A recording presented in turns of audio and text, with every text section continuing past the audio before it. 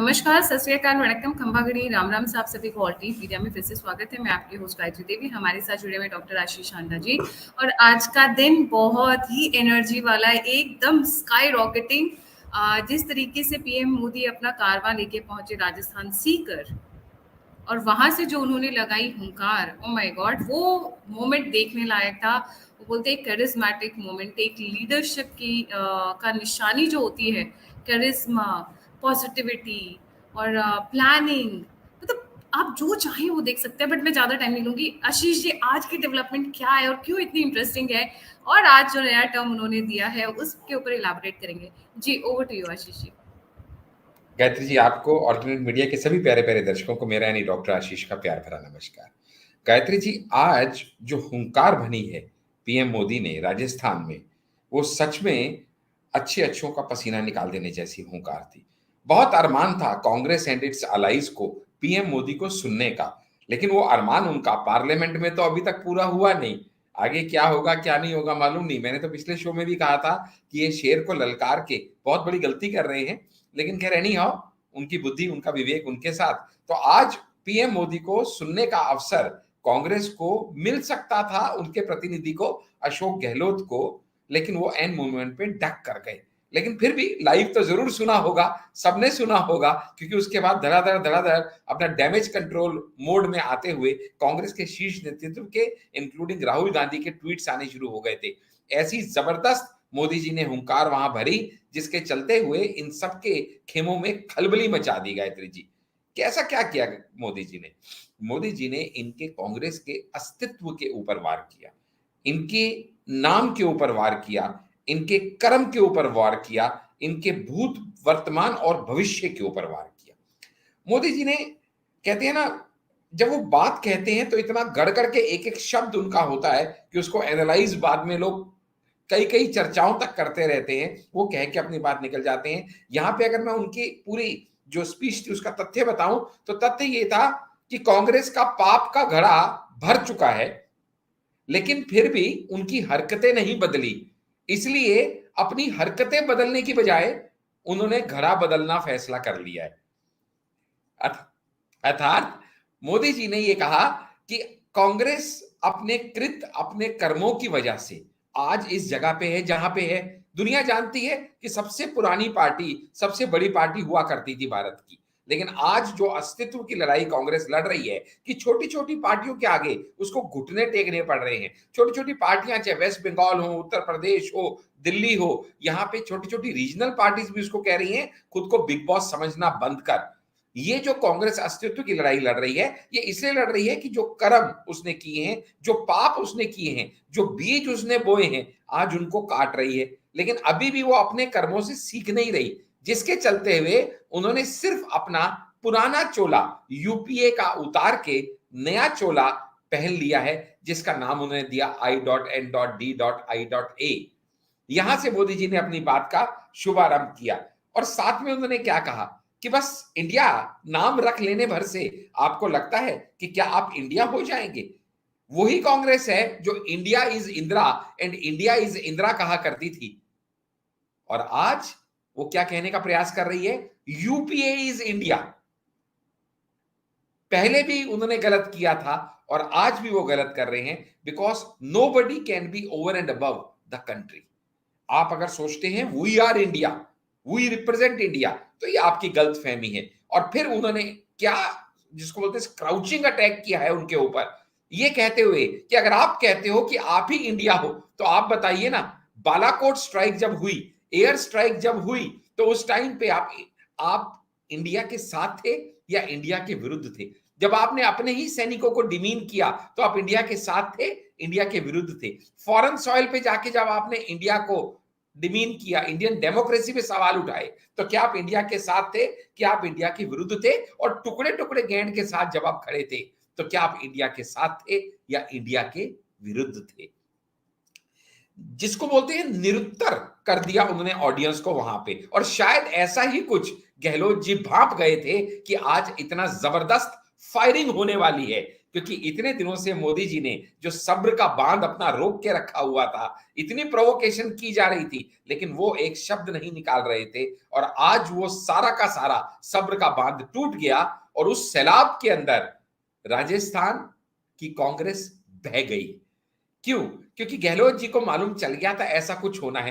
गायत्री जी, आज का जो सीकर का इवेंट था, ये बीजेपी का इवेंट नहीं था, ये सरकारी इवेंट था। सरकारी इवेंट में जब भी प्रोटोकॉल होता है तो एक सीएम का होना, जब पीएम उसकी स्टेट में आए तो कंपलसरी होता है, क्योंकि अल्टीमेटली किसी भी स्टेट को सेंटर से हमेशा मांग रहती है, उम्मीद रहती है फंड्स की भी, और उसके अलावा प्रोजेक्ट्स की और अपनी डिमांड्स पूरी करने की। और ये एक सुनहरा मौका होता है। आप देखिएगा, इसमें मैं तारीफ करूंगा, चाहे उसको आप कनिंगनेस कहे या शातिरनेस कहे, लेकिन जब जब पीएम मोदी वेस्ट बंगाल गए हैं, आज तक ऐसा नहीं हुआ कि ममता बनर्जी ने वो बेसिक एथिक्स लूज किए हों और उनको रिसीव करने एयरपोर्ट पे ना गई हों। आज भी स्पेशल ओकेजन्स पे पीएम मोदी के पास वेस्ट बंगाल से संदेश भेजे जाते हैं ममता जी द्वारा। यानी ये चीजों के ऊपर उनको अपनी कमांड है। और अशोक गहलोत जैसा सीजन्ड नेता इस तरह की हल्की हरकत करेगा जो उन्होंने आज की, इसकी किसी ने उम्मीद नहीं की थी। इशू क्या था गायत्री जी, कि जब पीएम का वहां पे ये वक्तव्य होना था, उसके अंदर 3 मिनट का एक एड्रेस जो था वो अशोक गहलोत का भी रखा गया था, जिसपे उन्होंने पीएम को वेलकम करना था और अपने कुछ डेवलपमेंट प्रोजेक्ट्स के बारे में बात रखनी थी। आज सुबह गहलोत जी का ओपन पब्लिक प्लेटफॉर्म पे ट्वीट आता है कि मोदी जी, आप हमारे राजस्थान में आज आए हैं, आपका बहुत बहुत स्वागत है, लेकिन ट्वीट के माध्यम से आपका स्वागत कर रहा हूं। वैसे तो मुझे अपने 3 मिनट की स्पीच में आपका स्वागत करना था, लेकिन मुझे मालूम चला कि मेरी वो स्पीच हटा दी गई है शेड्यूल में से, और इसके चलते अब मैं ट्वीट के माध्यम से ही आपका स्वागत करने के लिए मजबूर हूं। यानी फिर से वही देखिएगा, एक विक्टिम कार्ड प्ले करना और सामने वाले को किसी तरीके से डिमीन करना, वो भी पब्लिक प्लेटफॉर्म ट्विटर पे, जिसका मुंह तोड़ जवाब देते हुए पीएमओ ने ट्वीट किया कि आदरणीय सीएम साहब, आप पहले भी इसमें इनवाइटेड थे, आप आज भी इनवाइटेड हैं, लेकिन आपके सीएम ऑफिस ने हमें यह कंफर्म किया कि आपकी तबीयत ठीक ना होने की वजह से जो आपकी नी इंजरी है, शायद आप फिजिकली इसमें नहीं आ पाएंगे, इसलिए आपकी नहीं आने की हमें सूचना मिलने की वजह से वहां से नाम आपका रिमूव किया गया। लेकिन आप अगर आ सकते हैं, आपकी तबीयत अलाउ करती है, तो आप आज भी वेलकम हैं, आपका स्लॉट वहीं का वहीं खड़ा है, please do come and grace the occasion. लेकिन इस सब के बाद भी गहलोत साहब वहां नहीं पहुंचे। अच्छा ही हुआ नहीं पहुंचे, मोदी जी को तो एक फ्री हैंड मिल गया, क्योंकि वैसे भी उनको कोई रोकने वाला तो है नहीं, लेकिन फिर भी कहीं ना कहीं एक गायत्री जी, एक आंख की शर्म होती है कि जब सीएम स्टेट का सामने बैठा है तो क्या बात की जा सकती है, क्या नहीं की जा सकती। लेकिन मोदी जी को तो जैसे मान लीजिएगा आज वो फ्रंट फुट पे खेलने के इरादे से आए थे, और सामने वाले की गलती, आप कहते हैं मैच में दो तरीके से जीतते हैं, एक तो आपकी काबिलियत के चलते, एक सामने वाले की नलायकी के चलते। तो कांग्रेस तो नलायकी दिखाने के लिए मशहूर है, मगरूर भी है, क्योंकि इतना ओवर कॉन्फिडेंस उनको है जिसका टूटना जायज है। और आज मोदी जी ने यही कहा कि कांग्रेस ने अपने कुकर्म छुपाने के लिए नाम बदला है, यूपीए से इंडिया करने से उसके कुकर्म छुप नहीं जाएंगे। और साथ ही में उन्होंने कांग्रेस की दुखती रग पे भी हाथ रख दिया। उन्होंने बताया कि क्या आप राजस्थान के लोगों को मालूम है कि आजकल का नया रेड स्पॉट क्या है? नया रेड स्पॉट आजकल जो चर्चा में है वो है लाल डायरी, रेड डायरी। वही लाल डायरी जो फुल स्टॉप लगाने वाली है कांग्रेस के ऊपर, वही लाल डायरी जिसके बारे में कहते हैं कि पर्दे में रहने दो, पर्दा ना उठाओ, पर्दा जो उठ गया तो राज खुल जाएगा। अच्छे अच्छों की निबट जाने की पॉसिबिलिटी है इस लाल डायरी के राज के खुल जाने पे। और क्यों नहीं गहलोत सरकार कुछ इस लाल डायरी के बारे में कहती, तो काफी विस्तृत तरीके से लाल डायरी के ऊपर भी उन्होंने यहां पे जिक्र किया कि किस तरह से पूरी कांग्रेस के घोटालों का कट्ठा चिट्ठा पूरा इसके अंदर है। मैं तो यहां तक कहूंगा गायत्री जी, जितनी हिम्मत वो एक विधायक एक्स मंत्री कर रहा है, जो आगे भी धमकियां दे रहा है कांग्रेस को रिवील करने की, कोई बड़ी बात नहीं, उसके सिर के ऊपर हाथ रखा जा चुका हो, क्योंकि पॉलिटिक्स है, अपॉर्चुनिटीज तो हर पॉलिटिकल पार्टी कहीं ना कहीं से एक्सप्लोर भी करेगी और क्रिएट भी करेगी, लेकिन आज पीएम मोदी के नाम मुखमंडल से लाल डायरी का जिक्र होना और ये तक कह देना कि लूट की इस कांग्रेस की दुकान जो कि राजस्थान में चलाई जा रही है, लूट की इस दुकान का जो लेटेस्ट प्रोडक्ट है जो बाजार में आया है वो है ये लाल डायरी, जो उनके सारे कट्ठे चिट्ठे का प्रमाण लेके आई है। गायत्री जी, इसके साथ ही उन्होंने दोबारा से यहां पे आज ईस्ट इंडिया कंपनी का जिक्र किया और ये कहते हुए जिक्र किया कि वो भी फॉरेनर्स थे और भी कुछ फॉरेनर्स हैं, उनको भी देश छोड़ के जाना पड़ा था और शायद उस हर व्यक्ति को देश छोड़ के जाना पड़ेगा, क्योंकि मुझे यहां पे बापू की क्विट इंडिया मूवमेंट की याद आ गई है, क्योंकि वो क्विट इंडिया मूवमेंट उस समय बापू ने चलाई थी जिससे देश से बहुत सारे अंग्रेजों को छोड़ के भागना पड़ा था। आज फिर से टाइम है, अब वहन किया उन्होंने कि आइए अब हम एक न्यू क्विट इंडिया मूवमेंट चलाते हैं और ये क्विट इंडिया होगी कि dynastic politics quit India, corruption quit India, appeasement की पॉलिटिक्स क्विट इंडिया। और आप सभी लोग जितने भी साथी कांग्रेस के गुट के ये डायनेस्टिक पॉलिटिक्स, करप्शन और अपीजमेंट करते हैं, उन सबको एक सिग्नल दे दिया मोदी जी ने कि तुम्हारा अब जाने का टाइम आ गया है, क्योंकि क्विट इंडिया मूवमेंट की आज उन्होंने लॉन्च कर दिया।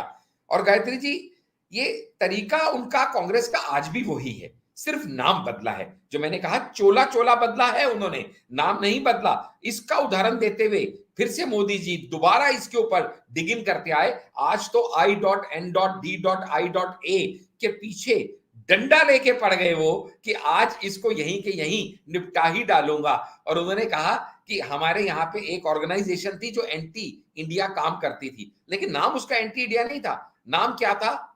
SIMI, students Islamic movement of India. अब सिमी। नाम क्या है तो हर किसी को लगेगा कि इंडिया की बेहतरी के लिए काम कर रही है, लेकिन उसका काम था इंडिया को तोड़ना, इंडिया के बर्बादी का सपना देखना ही उसका ध्येय था। उसको उसकी हरकतों की वजह से बैन कर दिया गया, लेकिन अभी भी उसकी सोच नहीं बदली, उसकी हरकतें नहीं बदली, सिर्फ नाम बदला। और वो नाम अब क्या हो गया? PFI, फिर से पॉपुलर फ्रंट ऑफ इंडिया। दोनों सूरतों में ना नाम उसका काम बदला, ना हरकतें बदली, ना इरादे बदले, ना नीयत बदली, सिर्फ नाम बदला, लेकिन उन दोनों में रिजल्ट एक ही रहा। दोनों बार उसको बैन कर दिया गया और लोगों के सामने उसका सच सामने आ गया। ये कह के वो इशारा देना चाह रहे थे कि वो सभी लोग जो अपनी हरकतें बदलने को तैयार नहीं है, अपने काले कृत बदलने को तैयार नहीं है, सिर्फ नाम बदलने से सोच रहे हैं कि हम देश की जनता को मूर्ख बना लेंगे या देश की जनता को कहीं ना कहीं सिंपैथेटिक टोन में लाके हम उनका इमोशनली उनको एक्सप्लॉइट कर पाएंगे। तो ये उनका मन का वहम है, ऐसा कुछ हो नहीं पाएगा, ऐसा हम होने नहीं देंगे। और इसके बाद मोदी जी ने जो कहा वो जनता के लिए सही में उनके मतलब की बात थी। वो ये कि आज तक सेंट्रल गवर्नमेंट ने बहुत से प्रोजेक्ट्स राजस्थान सरकार को देने का प्रयास किया राजस्थान की ग्रोथ और डेवलपमेंट के लिए, लेकिन राजस्थान सरकार ने हर बार सेंटर के दिए हुए प्रोजेक्ट्स को ब्लॉक करने का काम किया। अपनी अहम के आगे उन्होंने राजस्थान की प्रोग्रेस को रोकने का काम किया। और आज भी सेंटर जो है 1.5 करोड़ की सौगात लेके जो आया है राजस्थान के लिए सेंट्रल ग्रांट के रूप में 1.5 करोड़ की, यानी यहां पे उन्होंने डेवलपमेंट प्रोजेक्ट की अब झड़ी सी लगानी शुरू कर दी, जिसके कुछ उदाहरण मैं आपको दूंगा। डिटेल आपके दर्शक जो हैं अपने आप सर्च कर सकते हैं गूगल पे। कुछ एक एग्जांपल उन्होंने कहा, Rajasthan is known for is medical fraternity. Medical fraternity की जब हम बात करते हैं तो पीएम ने 5 नए मेडिकल कॉलेजेस का आज इनॉग्रेशन किया गायत्री जी, जिसकी कीमत 1400 करोड़ है, जो कि छत्तीसगढ़, धौलपुर और सीकर और गंगानगर इत्यादि जगह पे है। इसके अलावा उन्होंने 7 नए मेडिकल कॉलेजेस का इनॉग्रेशन भी किया, जैसे कि बरन, बूंदी, करौली एक्सेट्रा एक्सेट्रा। अब कुल मिला के ये जो 12 मेडिकल कॉलेज, 5 का इनॉग्रेशन और 7 का फाउंडेशन स्टोन रखना, ये 12 मेडिकल कॉलेज जो हैं इनकी वजह से गायत्री जी जो टोटल सीट्स राजस्थान में डॉक्टरी पढ़ने वाले बच्चों की जो 1750 होती थी ना 2013-14 में, वो 1750 से बढ़ के आज 6275 हो गई है। दिस इज द सौगात मोदी जी हैज गिवन। जहां पे 5 कॉलेज 1400 करोड़ में बनने तय हैं, वहीं पे 7 कॉलेजेस का फाउंडेशन स्टोन जो है ये 2275 करोड़ में है। ये सौगात लेके मोदी जी आज वहां पहुंचे थे। और मोदी जी ने किसानों को भी एड्रेस करते हुए वहां पे कई बातें कही कि राजस्थान की सरकार ने किसानों के लिए आज तक कुछ नहीं किया है। हम किसानों के लिए पहले भी करते रहे हैं, चाहे हमें कितना भी रोका गया हो, लेकिन हम आज भी वही करने का प्रयास कर रहे हैं। और जिसके चलते हुए पीएम किसान समृद्धि केंद्र जो खोले गए हैं वो 1.5 लाख से ज्यादा खोले गए हैं। यूरिया गोल्ड करके नया यूरिया आया है जो सल्फर कोटेड है। किसानों की उन्नति के लिए, बेहतरी के लिए ये सब चीजें हम कर रहे हैं। और डायरेक्ट बेनिफिट ट्रांसफर डायरेक्ट किसानों के खातों के अंदर 14th इंस्टॉलमेंट आज भेजी गई है 17,000 करोड़ की, 17,000 करोड़ की 14th इंस्टॉलमेंट। और ये डायरेक्ट बेनिफिट ट्रांसफर है, सीधा अकाउंट में गई है और 8.5 करोड़ फार्मर्स को ये बेनिफिशियरी मिली है। यानी कहने का अर्थ यह है कि आज मोदी जी ने ना तो उन्होंने क्या नहीं किया उसको छोड़ा, क्या कर सकते थे उसको छोड़ा, क्या घोटाले किए उसका जिक्र किया, लाल डायरी का जिक्र किया, बल्कि अपने किए गए विकास कार्यों को भी उन्होंने बहुत अच्छे से आज रखा। और ये सब जानते थे गहलोत कि शायद आज वहां पे बमबारी होने वाली है, इसीलिए उन्होंने डक किया। लेकिन जो ओछी राजनीति उन्होंने खेली, जितने भी राजनीतिक पंडित हैं उन सबका कहना है कि गहलोत से ऐसी ओछी राजनीति की हमें बिल्कुल उम्मीद नहीं थी। लॉ एंड ऑर्डर के ऊपर मोदी जी ने बात किया, महिलाओं की स्मिता के बारे में बात किया, इस तरह की बातों को लेकर अभी तो खैर बहुत ही शुरुआत है। अभी तो ये धीरे धीरे अभी तो ट्रेलर है रंग आशीष सर, जमने अभी वाला तो ट्रेलर है, अभी तो मूवी बाकी है, अभी तो आने दीजिए चुनाव और क्या क्या होगा पता कुछ दिन चलेगा। पहले आपको याद होगा हमने और आपने एक अमित शाह जी की भी मीटिंग के बारे में बात की थी, जो राजस्थान के अंदर ही उन्होंने 130 आईएएस और जो स्पेशल तबके के लोग थे उनसे मुलाकात की थी, आदिवासी समुदाय के। तो अभी तो धीरे धीरे तय बैठती जा रही है, क्योंकि वहां पे ऑलरेडी एक टाइम बॉम्ब रखा हुआ है राजस्थान पॉलिटिक्स में जो कभी भी फट सकता है। और हम सबको मालूम है उसका नाम सचिन पायलट है। वो कभी भी फट सकता है टाइम बॉम्ब। वो किसने टाइम बॉम्ब लगाया है और किसके अनुसार फटेगा, ये सब अभी राज की बातें हैं। और उसके अलावा अभी गुहा साहब और तैयार हो गए हैं करो या मरो की नीति पे लेके। ऊपर से इस समय मोदी जी की ताबड़तोड़ बमबारी है, अमित शाह के वहां पे ऑलरेडी विजिट शुरू हो चुकी हैं, गुप्त बैठकें शुरू हो चुकी हैं। यानी इस समय राजस्थान रण में जीत का बिगुल बजाने के लिए मोदी जी 100% तैयार बैठे हैं। और इन्होंने जो सीकर, आक्रामक मूड है वो आशीष जी, जबरदस्त है। मैं वापस जाना चाहूंगी, ये तो हो गया उनकी मीटिंग, पर Modi ji is known for very very fine and micro management, micro analysis. Sikar क्यों चूज किया इन्होंने? वहां पर कुछ पर्टिकुलर डेमोग्राफी है जिसकी वजह से किया, या फिर सारे के सारे प्रोजेक्ट्स वहीं थे? मतलब what is the reason behind it? जी गायत्री जी, राजस्थान के बारे में आपसे बेहतर कौन बताएगा। जी, Sikar is known for a lot of its projects definitely, but वहाँ पे एक ट्राइबल पॉपुलेशन का भी है। सीकर में बहुत सारी अभी पीछे कुछ एक गुप्त बैठकें भी होती रही है। आशीष जी, आप ना मेरे क्वेश्चन को डक मार के देखिए जानबूझ कर, हाँ आप भी मजे ले रहे हो, आपको नहीं पता नहीं, है ऐसा है ना, ये मुझे पता है इस चीज में आपके एक्सपर्टाइजेशन है, तो मैं सूरज के आगे अब मैं दिया दिखाने की गुस्ताखी तो करूंगा नहीं। नहीं, आप सही कह रहे हैं, बट वहाँ की डेमोग्राफी देखने लायक है, वहाँ की पॉपुलेशन देखने लायक है, और वहाँ का जो एडमिनिस्ट्रेट शेखावती, वहाँ का जो रॉयल्टी है, कुछ चीजें वो भी हैं। बट अभी छोड़ देती हूँ, आज के लिए छोड़ देती हूँ, नेक्स्ट टाइम उस पर अलग से कर देती हूँ। बट ये मानना चाहिए कि सीकर को अगर वहाँ का बनाया गया है तो there is a lot of demographic things which are at play. Royalty वहां पर कई है जो अभी भी, मतलब रॉयल राजवाड़े छीन लिए गए हैं, बट रॉयल्टी अभी भी एक्सरसाइज करती हैं अपने उसको। तो बाकी प्रोजेक्ट्स तो आते रहे जी। Ashish ji, would you like to add anything more? नहीं, बस मैं इतना ही कहना चाहूंगा कि आज जो ईस्ट इंडिया कंपनी के साथ उन्होंने इंडियन नेशनल कांग्रेस को कंपेयर किया है, दोनों की लूट के बारे में जिक्र किया है, दोनों के फॉरेन ओरिजिन के बारे में जिक्र किया है। और फाइनली जब उन्होंने ये कहा कि आपको क्या लगता है कि ईस्ट इंडिया कंपनी ने अपने नाम में इंडिया क्यों डाला था, क्या उन्हें इंडियन से प्यार था, क्या उन्हें इंडियंस की कोई चिंता थी, सिर्फ इसलिए डाला था कि वो इंडियंस को ये एहसास दिलाना चाहते थे कि हम तुम्हारे जैसे ही हैं, हम तुम में से एक हैं। और वो कहीं ना कहीं इमोशनली उनको ब्लैकमेल करके, उनको इमोशनली एक्सप्लॉइट करके उनका सब कुछ लूट के भाग जाना चाहते थे। लेकिन अल्टीमेटली उन्हें खुद को यहां से भगा दिया गया। ऐसे ही जब उन्होंने ईस्ट इंडिया कंपनी को इंडियन नेशनल कांग्रेस से स्टेप बाय स्टेप इक्वेट किया, तो लोगों के लिए बहुत क्लियर मैसेज था कि अब कांग्रेस के लिए बैकअप टाइम आ चुका है। और उसका इशारा ऑलरेडी मोदी जी ने आज दे दिया है।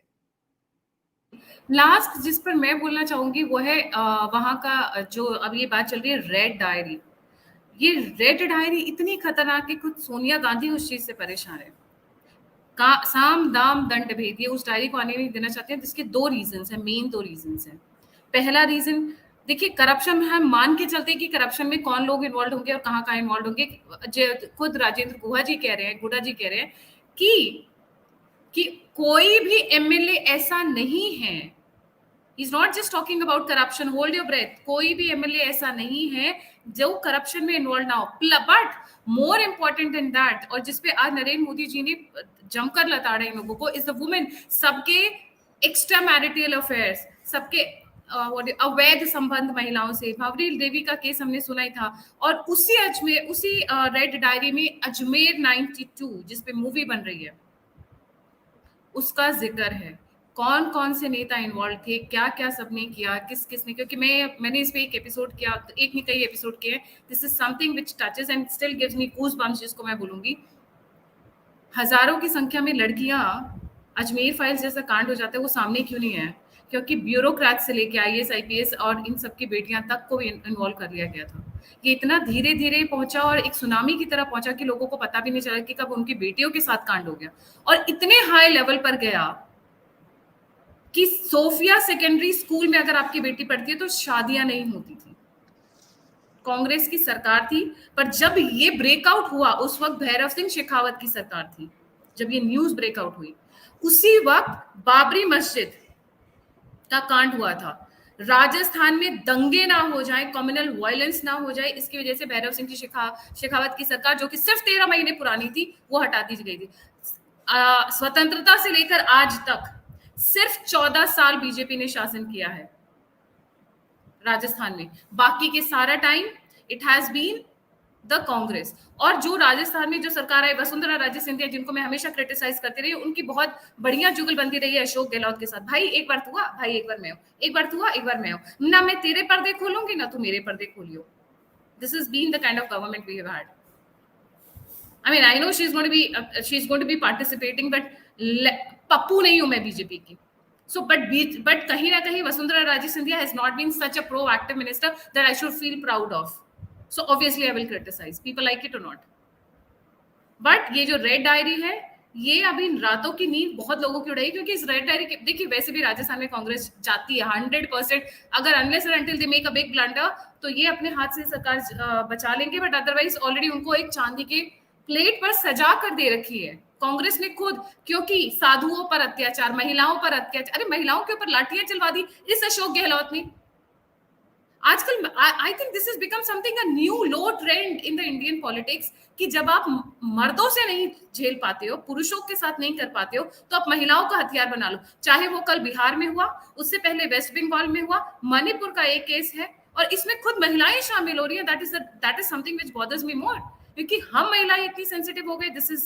This is अनडाइजेस्टेबल। एनीवे, मैं थोड़ा इमोशनल हो जाती हूँ। Coming back to the topic, women issues पर बहुत करारा वार किया है। और Sikar, let me tell you one thing, आपने जैसे कहा सर मैं कुछ एक पॉइंट्स नहीं बोलना चाहती थी, but please go and read and search. थोड़ा सा आप लोग भी करेंगे तो आपकी नॉलेज बढ़ेगी। सीकर रॉयल्टीज के लिए जाती हैं, अभी भी वहां पर बहुत सारे रजवाड़े हैं। रजवाड़े नाम से रजवाड़े जा चुके हैं, बट उनका अभी भी वहां पर है, सब कुछ है। वो जो हवेलियां बोलते हैं उस टाइप की चीजें। And this is a district which is one of the lowest when it comes to gender ratio, skewed gender ratio. महिलाओं की पॉपुलेशन काफी कम है पुरुषों के मुकाबले में। सीकर, आप हमेशा सुनते रहे राजस्थान में लड़कियों को नमक दे दिया जाता था पैदा होते ही, कि so that that was a story I heard when I was growing up, I don't know the exact truth, but Rajasthan और हरियाणा ये दो स्टेट हमेशा महिला जेंडर इश्यूज के लिए जाने जाते रहे कि they have always been low this thing, क्या बोलते हैं, जेंडर रेशियो हमेशा वहां खराब रहा है। Thank you so much Ashish ji for joining. The term itself is very interesting, new quit India movement, परिवार वाले लोग छोड़े, आपके करप्शन वाले छोड़े, महिलाओं का आदर करने वाले छोड़े, और ये जो सारे के सारे एक साथ बैठ गए ना, जिसके सबके घर में ईडी सीबीआई घुसी हुई है, वो सबके सब छोड़े। So this is an interesting term. वैसे भी नरेंद्र मोदी जी जहां जाते हैं हुंकार तो भर ही देते हैं, बोलते कम है पर जब बोलते हैं तो दहाड़ते हैं पूरा, बोलते कम है जी। आप कुछ और ऐड करना चाहेंगे आशीष जी? नहीं नहीं, बस चलते चलते आपकी इसी बात के ऊपर कहूंगा कि जाते जाते मैं भी यही कहूंगा कि जो पीएम मोदी ने आज क्विट इंडिया कहा है, वो क्विट इंडिया को ही अब आगे का मुझे लगता है वो अपना स्ट्रेटेजी बनाने वाले हैं, क्योंकि जैसे ये लोग इंडिया को हाईलाइट करेंगे वैसे वैसे मोदी जी क्विट इंडिया को हाईलाइट करेंगे। और वो क्विट इंडिया को हाईलाइट करने से कई फायदे हैं। एक तो जो महात्मा गांधी के ऊपर कांग्रेस अपनी मोनोपोली बना के चलती है, तो वहां पे उन्होंने ये शब्द कहा कि महात्मा गांधी के लाए हुए क्विट इंडिया को एक बार फिर से हमें लाना है। लेकिन इस बार क्विट इंडिया किसके लिए लाना है? परिवारवाद वालों क्विट इंडिया, भ्रष्टाचारियों क्विट इंडिया, और अपीजमेंट करने वालों क्विट इंडिया। तो मुझे लगता है ये क्विट इंडिया का जो स्लोगन आज उन्होंने दिया है, ये आगे बीजेपी इसको बहुत अच्छे से यूज करने वाली है, और बहुत ज्यादा आप इसको फ्रीक्वेंटली आगे देखेंगे कि जहां जहां इंडिया का ये नाम उठाएंगे वहां वहां क्विट बेचारे इंडिया का काउंटर गांधी जी जरूर के ऊपर आएगा। कॉपीराइट लगाकर बैठे थे, वो भी आज मोदी जी ने छीन लिया। अभी तो देखिए और जी क्या क्या लॉन्च होता है। इसी के साथ thank you so much for joining. जाने से पहले सभी व्यूअर्स से रिक्वेस्ट है, please don't forget to like subscribe and share the all need media. अगर आप मुझसे जुड़ना चाहते हैं, फीडबैक देना चाहते हैं, you want to get in touch with me, all the links are given in the description box. इसी के साथ जय हिंद, जय श्री राम, हर हर Mahadev. Thank you so much.